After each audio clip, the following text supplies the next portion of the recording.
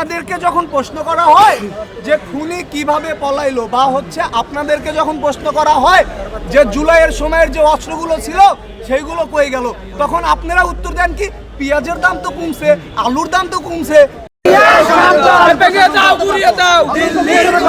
50 লক্ষ টাকা ঘোষণা করছে যে সরকার, এই স্বরাষ্ট্র উপদেষ্টা যে ওকে ধরতে পারলে দিবে, ঠিক আছে, এটা তো আসলে ঠিক হয় না, কারণ এটা সিম্পাথি দেখাইছে। 50 লাখ টাকা যদি আপনি খুনির পিছনে খরচ করেন তাইলে আপনার প্রশাসনের তো দরকার নাই, তাহলে আপনারা চলে যান, আপনারা বলেন আমরা আসি তো, নাকি আমরা আসি। স্বরাষ্ট্র উপদেষ্টা, আইন উপদেষ্টা এবং পররাষ্ট্র উপদেষ্টা এদেরকে পদত্যাগ করতে হবে, কারণ তাদের খামখেয়ালিপনায় এই ছাত্রলীগের নেতা ফয়সাল পালাই গেছে।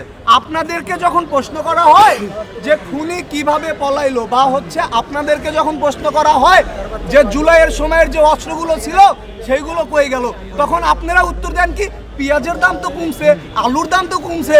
মানে একটা মানুষের জীবনের বিনিময়ে আপনার কাছে আলু বেশি ইম্পর্টেন্ট হয়ে গেল, আপনার কাছে পেঁয়াজ বেশি ইম্পর্টেন্ট হয়ে গেল। আমাদের ভাই হত্যার বিচার চাই।